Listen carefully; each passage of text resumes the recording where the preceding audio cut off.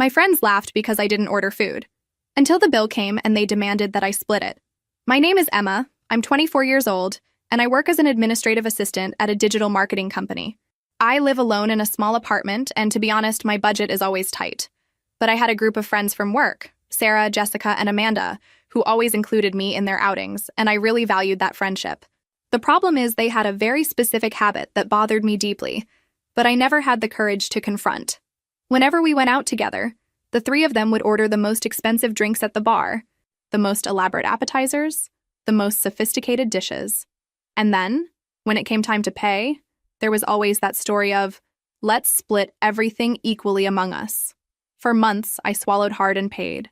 I paid for Sarah's $15 martinis while I drank water. I paid for Jessica's $18 gourmet appetizers while I ate free peanuts from the counter. I paid for Amanda's $45 main courses while I just watched and made up excuses about being on a diet. They knew about my financial situation. They knew I earned less than a fifth of what they earned. They knew I lived alone and had bills to pay. But still, every Friday, it was the same dynamic. They spent like there was no tomorrow, and I paid the bill as if it were my obligation to maintain group harmony. But last Friday, at the Olive and Anchor, something inside me broke. It was a happy hour after work, as always. We got there around 6 in the evening. The bar was packed, ambient music, that vibe of the weekend beginning. Sarah was radiant because she had closed a big client. Jessica had just returned from a trip to Miami. Amanda was celebrating a promotion.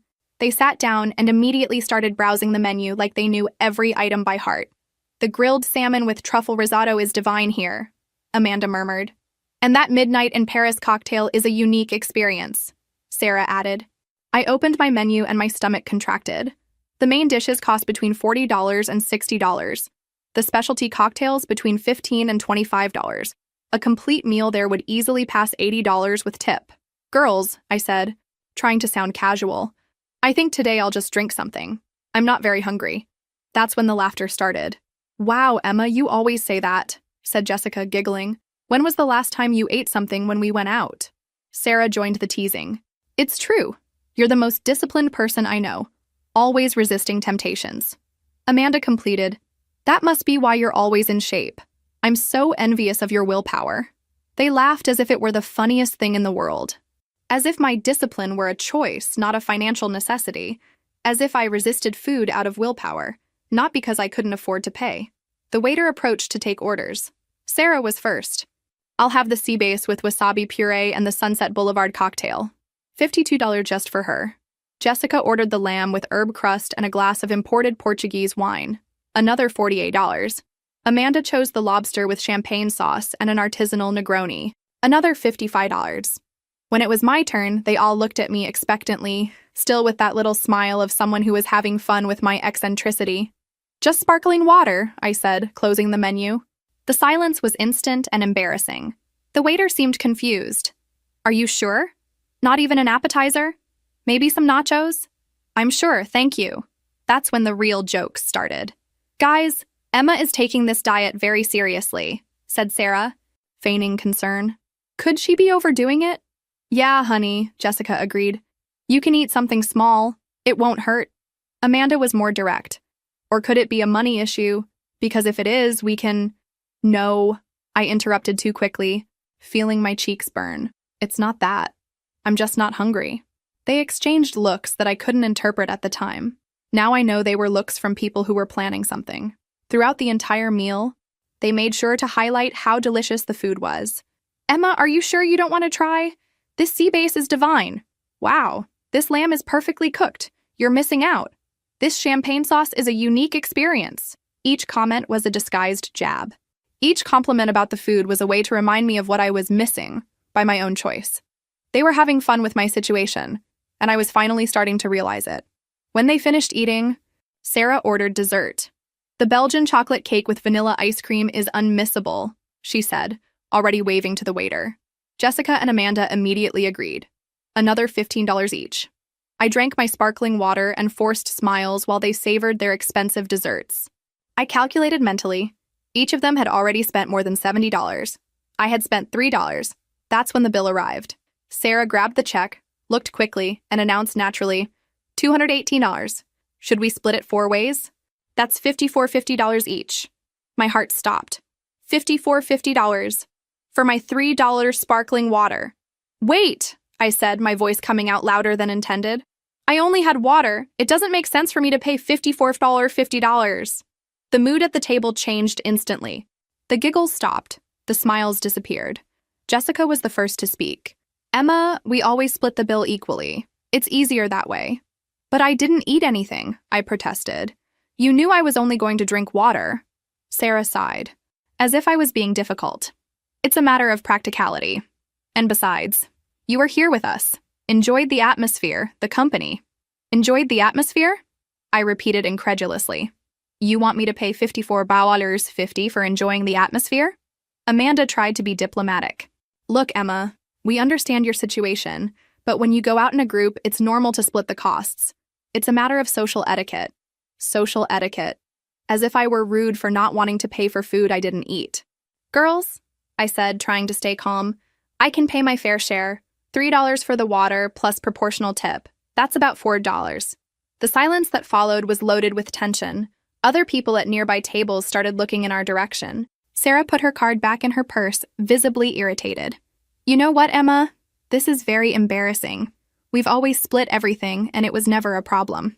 It was never a problem because I always paid quietly, I replied, feeling a courage I didn't know I had. But this time I'm not paying for your dishes. Jessica shook her head disapprovingly. What an unpleasant situation. Now we'll have to explain to the waiter. Split the bill. It was incredible. They were making me feel guilty for not wanting to pay $50 for $3 water. I was the villain for establishing a basic boundary. You can explain to the waiter, I said, getting up and grabbing my purse. I'm not paying for your food. Never again. I left $4 on the table, more than enough to cover my water with a generous tip, and left the restaurant with trembling legs, but my head held high. Behind me, I heard Sarah calling the waiter. Sorry, but we're going to need to split the bill. I got home and collapsed on the couch, still processing what had happened. For months I had been the idiot who paid for others without questioning. For months they laughed at my discipline, knowing exactly why I didn't eat. They knew I didn't have money and found it funny. They knew I struggled to pay their share and didn't care. Worse, they had fun with it. But as painful as it was to admit, I had allowed it. I had accepted this dynamic for months because I didn't want to lose my friends, because I thought it was better to be exploited than to be alone. That night, lying in bed, I made a decision. Never again. Never again would I pay for others out of fear of confrontation. Never again would I accept being treated like a doormat because of money. I had no idea that this decision would change everything, and that things were just beginning. The confrontation begins. On Monday, I arrived at the office prepared for some kind of tension. Sarah, Jessica, and Amanda were in the break room having coffee, talking quietly among themselves. When they saw me, the conversation stopped abruptly. Good morning, girls, I greeted normally. Good morning, they replied in chorus. But the atmosphere was strange, cold. Throughout the morning, I noticed sideways glances, whispers that stopped when I approached. At lunchtime, they left together without inviting me, something that had never happened before. It was Carla from HR who told me what was going on. Emma, she said, approaching my desk at the end of the afternoon. Can I talk to you for a minute? We went to the empty meeting room. Carla closed the door and sat across from me with a worried expression. Look, I don't know if I should tell you this, but the girls are spreading that you caused a scene at the restaurant on Friday, that you refused to pay your share of the bill and left them in an embarrassing situation. My blood boiled. They said that? Sarah was in the kitchen telling a bunch of people that you all went to dinner together, and when it came time to split the bill, you made a drama because you didn't want to pay. According to her, you always accept invitations but then make trouble when it's time to pay. I was shaking with rage. They had completely distorted the story. In their version, I was the freeloader, the one who caused problems over money. Carla, can I tell you what really happened? She nodded, and I told her everything. How they always ordered the most expensive things, knowing my financial situation. How I always ended up paying for others. How on Friday I finally established a limit by refusing to pay $54.50 for $3 water.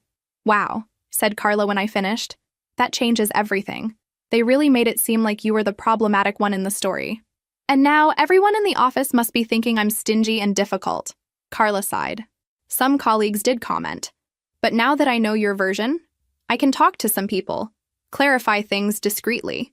I thanked Carla, but I knew the damage was already done. Their narrative had spread first, And it was always harder to correct a distorted story than to tell the truth from the beginning. During the rest of the week, I felt the environment changing around me. Some people treated me with subtle coldness. Others avoided talking about money or plans to go out when I was around. Sarah, Jessica, and Amanda acted as if nothing had happened, but no longer included me in conversations about outings or events. That's when I received an unexpected invitation. On Thursday, my phone buzzed with a message from a number I took a while to recognize. It was from Brenda, a colleague from finance who I rarely talk to beyond basic greetings. "Hi, Emma. A group of us is going to have a happy hour on Friday at Rusty Anchor. Nothing too fancy, just to relax after the week. Want to come?" I hesitated. After everything that had happened, the idea of going out with work colleagues made me anxious. But at the same time, I didn't want to isolate myself completely. "Who's going to be there?" I asked. "Me, Marcus from IT, Anna from accounting, John from marketing, and 2 or 3 other people, chill people." Rusty Anchor was a much simpler bar than Olive and Anchor. Affordable beers, homemade snacks, casual atmosphere, nothing like the sophisticated places that Sarah and her group frequented. "Okay, I'll go. What time?" New friends, new perspectives. On Friday after work, I went to Rusty Anchor with cautious expectations. The place was exactly as I imagined. Small, cozy, with classic rock music playing softly and decoration that wasn't trying to impress anyone. Brenda was already there with the group. Marcus, a guy in his 30s with a scruffy beard and a very relaxed personality. Anna, a 40-year-old woman, mother of 2 children, always friendly, but whom I had never had a chance to get to know better. John, a guy my age who had recently joined the company. "Emma, so good that you came," said Brenda, giving me a genuine hug. We sat at a round table and Marcus immediately asked, "What are you all going to have?" "The first round is on me. First round on someone else." What a revolutionary concept. I ordered a canned beer, nothing sophisticated. Anna ordered a draft beer. John wanted a simple gin and tonic. Nobody was trying to impress anyone with expensive orders. The conversation flowed naturally. We talked about work, but also about movies, music, trips we'd like to take. Marcus told hilarious stories about the IT problems he solved. Anna talked about the craziness of raising 2 teenagers. John shared his adventures as a recent graduate trying to understand adult life. And for the first time in months, I felt relaxed going out with work colleagues. When it came time to order another round, John offered to pay. Then Anna insisted on paying for the third. There was no drama, no astronomical bill, no unfair division. More importantly, nobody teased me for ordering just beer. Nobody commented on my discipline or made jokes about willpower. They simply accepted me as part of the group. It was when Brenda brought up the subject I was avoiding. "Emma," she said during a pause in the conversation, "can I say something? I know it's none of my business, but I heard some comments at the office about that situation at the restaurant last week." My stomach contracted. Marcus, Anna, and John looked at me with genuine interest. Not malicious. "What situation?" asked Marcus. I sighed. "I went out with some colleagues last Friday and there was drama when it came time to split the bill." "What kind of drama?" Anna wanted to know. I hesitated, but something about their welcoming manner encouraged me to tell the truth. I related the whole story. The months paying for others, the teasing about my discipline, the demand to pay $50 for water, my refusal, and the distorted narrative that spread afterward. When I finished, there was a moment of silence. "Man," said Marcus, "that's messed up. They really made you pay for the others for months?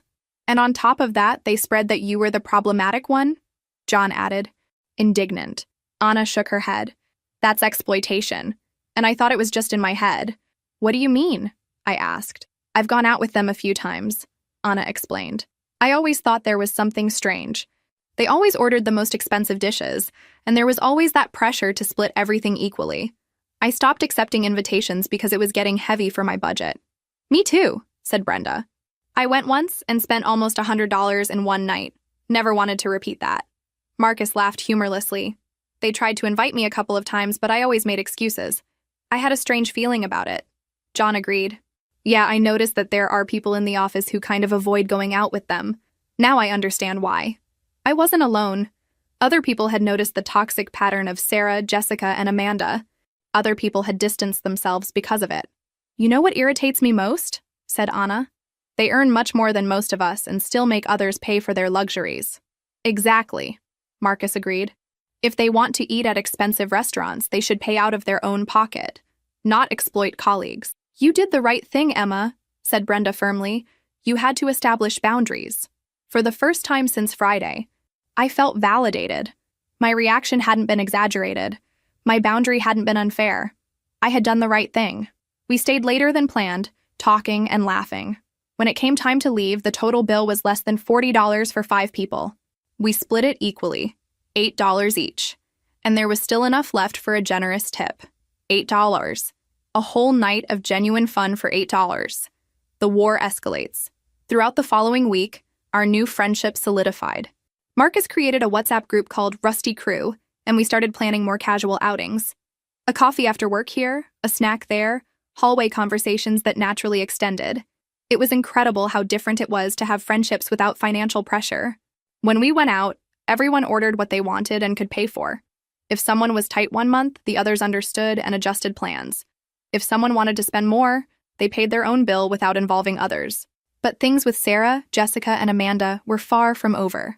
On Wednesday, I received a message from Sarah on WhatsApp. Hi, Emma. We're going to have a barbecue at my sister's house on Saturday. It'll be very casual. Everyone brings something. How about it? I stared at the message in disbelief. After a week of total coldness, after spreading lies about me, now they wanted to include me again? Hi, Sarah.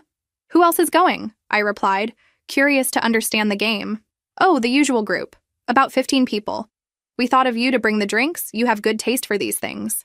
The drinks. For 15 people. At a Saturday-long barbecue. I did quick calculations in my head.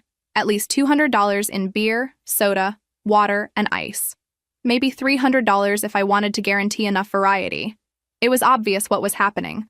They had given me the most expensive responsibility of the event, probably after laughing among themselves about how I had saved money at dinner.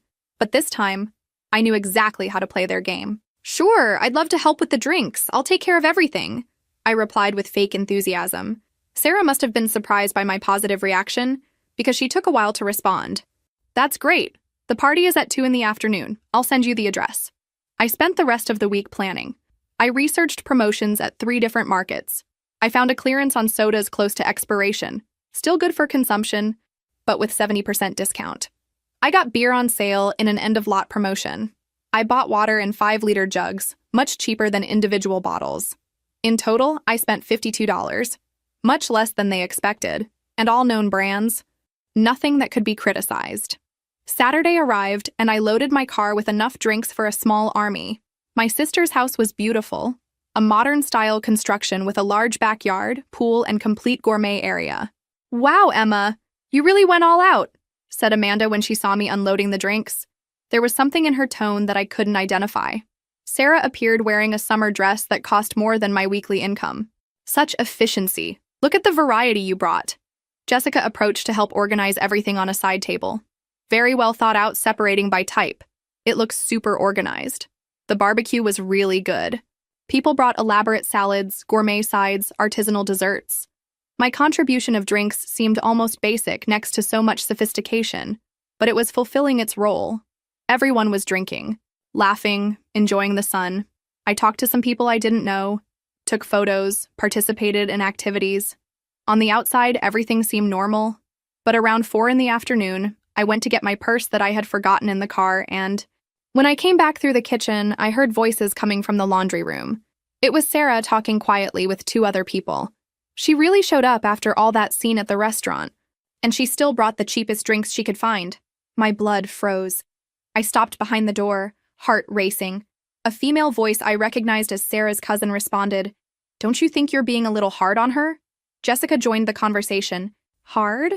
She caused the biggest fuss last Friday, left us in a super embarrassing situation.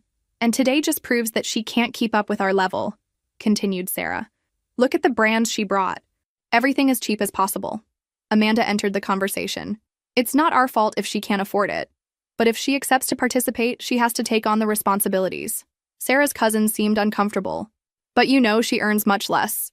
So what? Jessica cut in. Everyone has their priorities. If she prioritized participating in events instead of I don't know what, she could manage. Exactly, agreed Sarah. It's a matter of choice. We choose to invest in our social life. She chooses to make drama. Choice. As if I chose to earn less. As if I chose to struggle. The funny thing is that she still came after all the scandals she made, continued Amanda. Some people really have no sense. I went back to the backyard with my mind boiling. They were all there, laughing, drinking my drinks, pretending normalcy. Sarah waved when she saw me. Hey, Emma, I was missing you. Come here, we were talking about next week's projects. I forced a smile and joined the group. Throughout the afternoon, I observed every interaction with new eyes. Every seemingly innocent comment now had a second layer of meaning. The drinks are great, Emma, said Jessica, raising a beer can. You always make good choices. Was it a compliment or veiled sarcasm about my promotion research?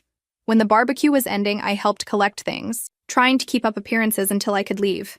Thanks for all the help, Emma, said Amanda when I was saying goodbye. You're a sweetheart.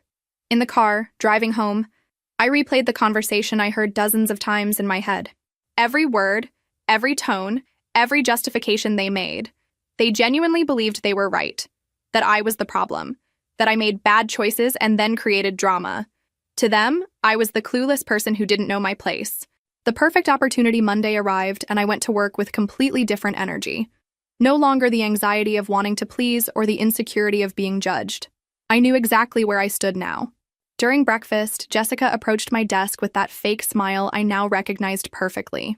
Hey, Emma, the barbecue on Saturday was really nice, right? Amanda was commenting on how helpful you were with everything. It was great. Jess, thanks for including me, I replied naturally. We were thinking about organizing a surprise birthday party for Sarah in 2 weeks.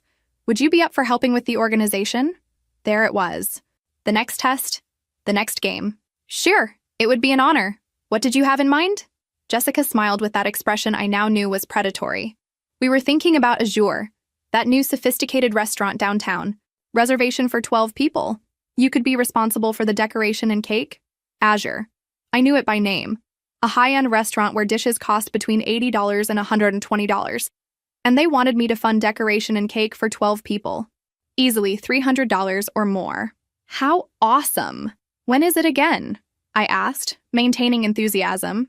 Saturday in 2 weeks. I know it's tight, but we trust your good taste. Good taste.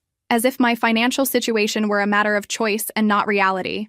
Let me organize my schedule and confirm with you today, okay? As soon as Jessica walked away, I started planning. Not what they expected, me spending money I didn't have to impress them, but my own strategy. Actually, I had been organizing small events as a hobby for some years. Birthday parties for family friends, simple celebrations. I had some supplier contacts and knew how to make things look beautiful without spending much. I spent 2 weeks planning meticulously. I got decorations rented for a fair price, negotiated a beautiful but economical cake with a small bakery I knew.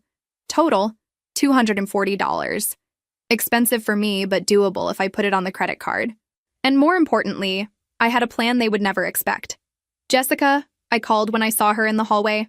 I confirmed. I can take care of the decoration and cake. She seemed genuinely surprised. Really? That's incredible. Sarah is going to be emotional. I have some ideas that will make everything beautiful, I replied. And I really did. During the 2 weeks, I pretended to be super excited. I sent messages in the group asking about Sarah's preferences, talking about the surprises I was preparing, showing myself completely involved. Sarah was radiant. Girls, I can't even sleep from anxiety. It's going to be the most special birthday of my life. Amanda agreed. For sure. Our organizer is killing it. Our organizer. As if I were their employee. On Friday, I finalized all preparations. The decoration was really beautiful. Gold and pink tones, elegant centerpieces, metallic balloons. The cake was a work of art. 2 tiers, chocolate frosting, sugar flowers. Saturday morning, I arrived at Azure 2 hours early to set everything up. The restaurant was even more impressive inside than in the photos. Crystal chandeliers, noble wood furniture, panoramic city view. The manager helped me organize the reserved table. It looks spectacular, he said when we finished. Your friend is going to be emotional. The guests started arriving at 7. Sarah entered radiant, wearing a dress that cost more than 3 weeks of my income. My God, it's perfect, she exclaimed with tears in her eyes, hugging me tight. Everyone complimented the decoration. The photos were magazine-worthy. The cake was an absolute success. I had exceeded all expectations. When the waiter brought the menus, Sarah announced generously, "Girls, today is a party. Order whatever you want." She didn't say who would pay, but from the way she spoke, it seemed like it would be her. I only ordered a Caesar salad as an appetizer and sparkling water. I'm still on that diet, I explained when Sarah asked why I wasn't ordering more. But don't worry, I'm super happy celebrating with you. Throughout the entire dinner, I was the life of the party. I made emotional toasts, started animated conversations, took hundreds of photos of the birthday girl. I was radiant, participative, being the best friend they could want. The cake arrived with lit candles. Sarah blew them out emotionally. Everyone sang happy birthday and applauded. It was a perfect moment, exactly as she had dreamed. Then the bill came. $1,500 for 12 people. Sarah grabbed the check, and to my surprise, her expression completely changed. She had clearly forgotten how much a party at Azure would cost. "Let's split it among everyone," she announced, trying to maintain composure. "That's $125 each." That's when I played my decisive card. "Girls," I said, getting up from the chair. "It was a magical night, but I need to leave now. I have an early commitment tomorrow." I grabbed my purse and started saying goodbye. "Sarah, happy birthday." "I hope it was everything you dreamed of." Sarah seemed confused. "But what about the bill?" "Oh, I only had salad and water. I left $20 on the table. Covers my part with a generous tip. My real contribution was already the decoration and cake I organized and paid for. Thank you for letting me be part of this." And I left the restaurant with a radiant smile, leaving behind a sepulchral silence. I knew exactly what was happening in there. They had planned to make me pay more than $100 for a dinner I barely touched, after I had already spent $240 organizing the entire party. But this time, I was smarter. The war intensifies in the car, my phone exploded. Sarah, Jessica, Amanda, all calling at the same time. I let them all go to voicemail. The messages started polite. "Emma, where did you go? Come back here." Then became desperate. "You can't leave like that, we have to split the bill." And finally became aggressive. "How rude. You organized the party. You have an obligation to stay until the end." I only replied to one message. "Girls, I organized and paid for all the decoration and cake. My contribution was already more than enough. I hope you enjoyed the party." Jessica's response came immediately. "This isn't fair. You knew how it worked." "I did know," I replied. "That's why I made clear from the beginning what my part would be." Sarah's response surprised me with its fury. "You humiliated us in front of everyone. What kind of friend is that?" "The kind who doesn't accept being exploited anymore," I replied. Amanda tried a more conciliatory tone. "Emma, we always split everything. That's how it works among friends." "No," I replied. "That's how you exploited those who earn less. Now it's over." The messages stopped for a few hours. Then Sarah sent one last one. "You're going to regret this." Monday at the office was a declaration of war. They arrived visibly furious. During coffee, I heard Jessica telling other colleagues. It was a public humiliation on Saturday. We organized a birthday party, and when it came time to pay, one person simply abandoned the group and left everyone paying for her. This time, they didn't just distort the story, they completely inverted it. "Wow, how horrible," said Marina. "What kind of person does that?" "Exactly," agreed Jessica. "We trusted her to organize, she agreed to participate, and at the H hour simply fled from responsibility." I was passing with my coffee when I heard this. I stopped and turned to the group. "Wow, what a terrible story," I said, approaching. "What party are you talking about?" Jessica was visibly uncomfortable, but maintained the lie. "A party we organized on Saturday. One person committed and then left us hanging." "Interesting," I replied calmly. "I also organized a party on Saturday. I spent $240 of my own money on decoration and cake, set everything up alone, made the event beautiful, and then paid my individual bill, $20 for salad and water. What a coincidence." The silence was embarrassing. Marina and the other colleagues looked from Jessica to me, clearly confused. Imagine if, after organizing and paying for all that, they still wanted me to pay another $120 for a salad. I continued laughing, as if the absurdity were obvious. It would be like I was obligated to pay for others' food just because I organized the event. How crazy, right? Marina nodded. "Wow, that would be unfair. If you already organized everything..." Jessica tried to defend herself. "But when you participate in a group, there's an implicit agreement." "Implicit agreement?" I repeated. "Like, if I organize a party and pay for decoration, I'm obligated to pay for others' food too? What kind of agreement is that?" The other colleagues seemed increasingly on my side. Jessica realized she was losing and walked away, irritated.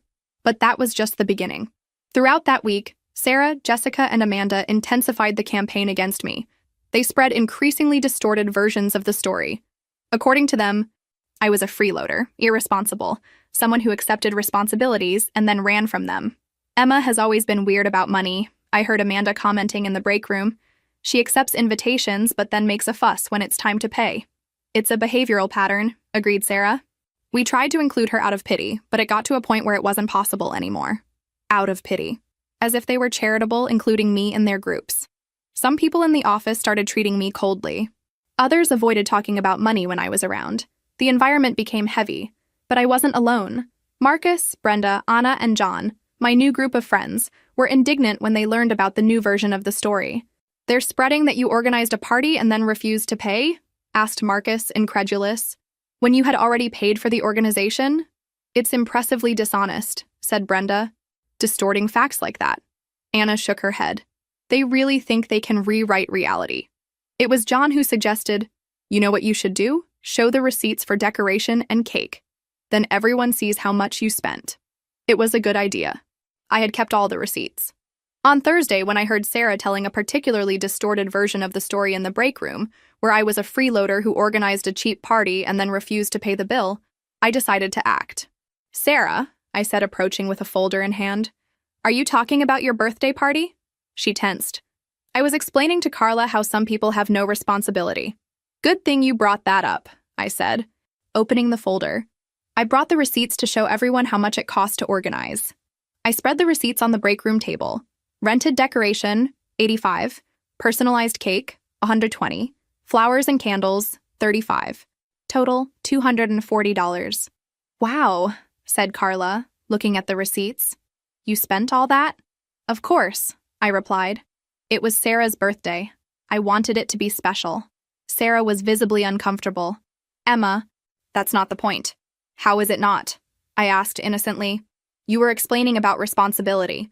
I thought it was important to show that I took my responsibility, organized and paid for all this. And then I still paid my own bill at the restaurant. Carla calculated quickly. So you spent $240 on the party and still paid for your food? Exactly. $20 for salad and water. Total of $260, concluded Carla.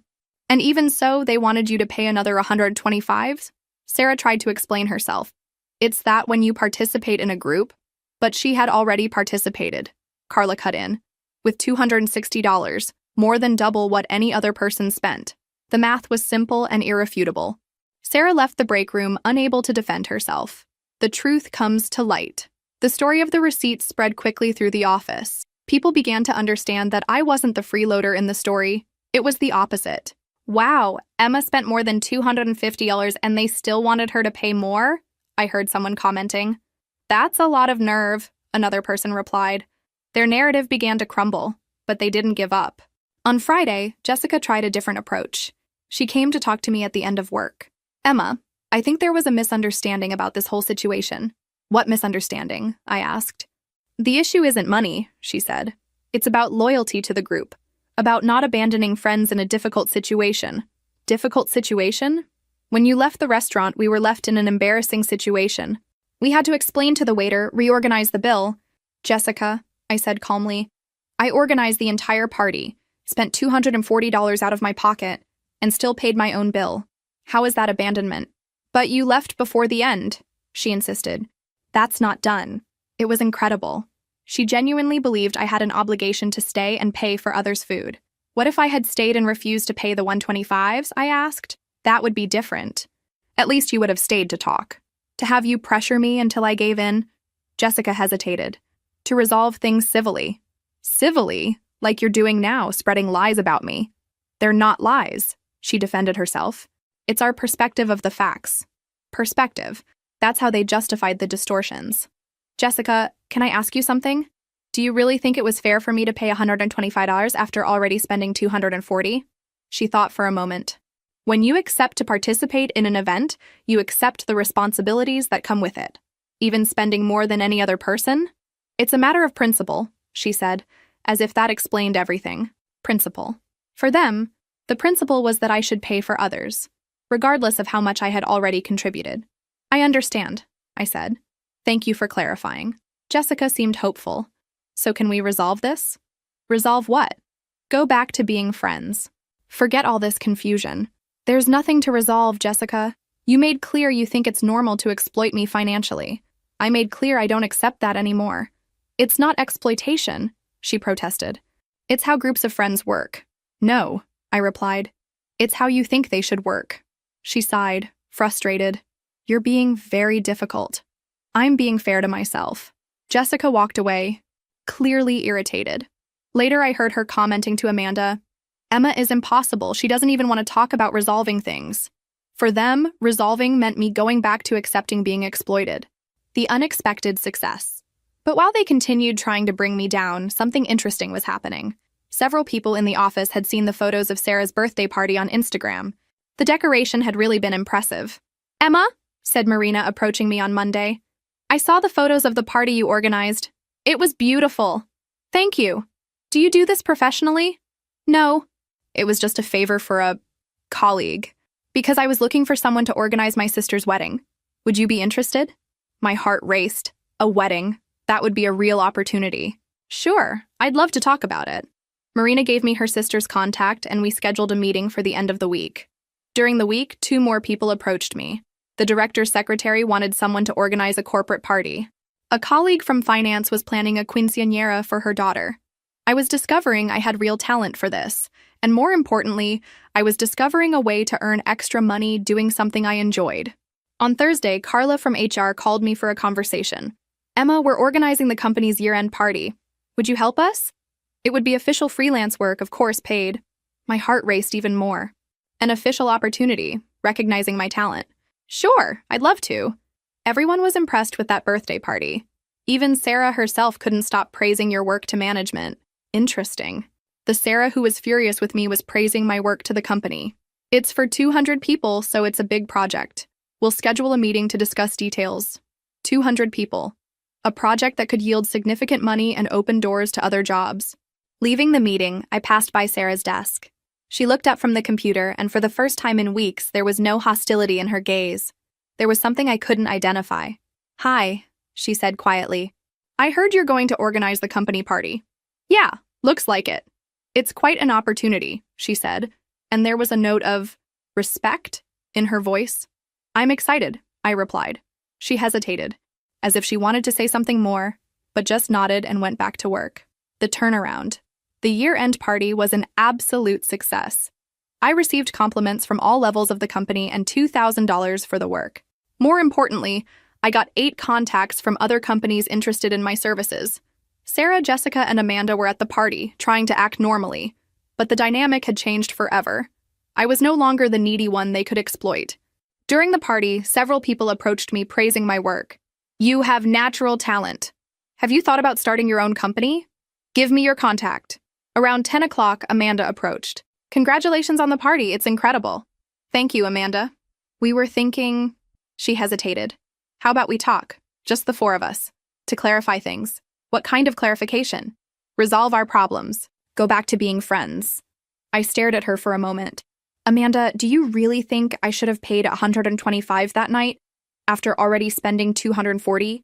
She became uncomfortable. It's complicated. No, I said. It's simple. Do you think yes or no? When you go out in a group, there's an understanding. Answer yes or no, I insisted. Amanda sighed. We always split everything. That doesn't answer my question. She looked around, as if seeking support, and finally said, Maybe. Maybe it was a little unfair. A little?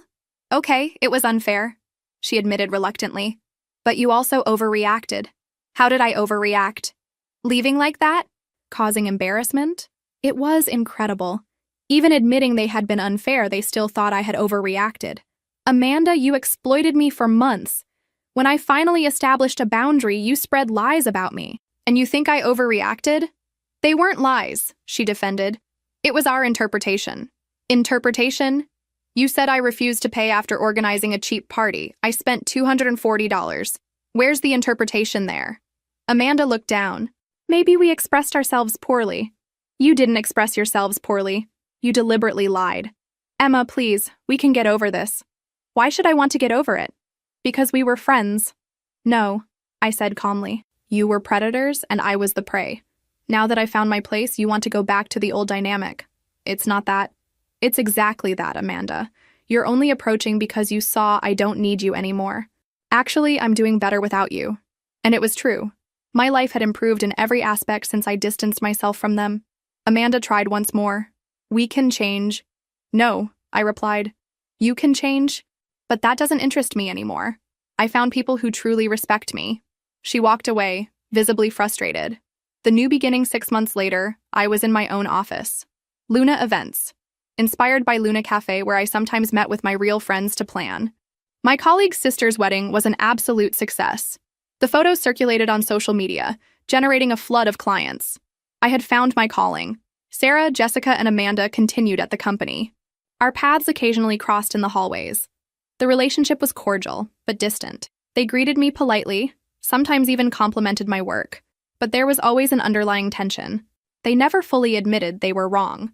In their view, there were misunderstandings and overreactions on both sides.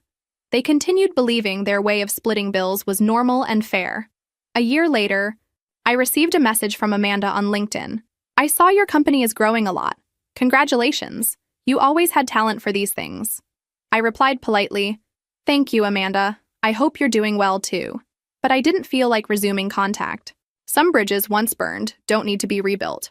During a meeting with a new client, she commented, You seem very confident for someone so young. I smiled, remembering how it all started. I learned that establishing boundaries is the foundation of any healthy relationship, personal or professional. And how did you learn that? Through a restaurant bill I refused to pay unfairly. She laughed, thinking I was joking. But it was true. That night at Olive and Anchor had completely changed my life. Today, when I go out with my real friends, people who respect me regardless of my budget, we sometimes tell this story and laugh. Marcus always says, You turn their meanness into your financial independence. And he's right. They thought they were humiliating me, putting me in my place. Actually, they forced me to discover my true worth. It seems ironic, but it was the best favor anyone ever did me, even if it wasn't intentional. Establishing boundaries, even when uncomfortable, is essential to maintain self-esteem and find genuine relationships. And sometimes, the people who try to diminish us end up being the catalyst for our greatest transformation. Today I know, my worth isn't measured by what I can pay, but by what I no longer accept tolerating, and that's priceless.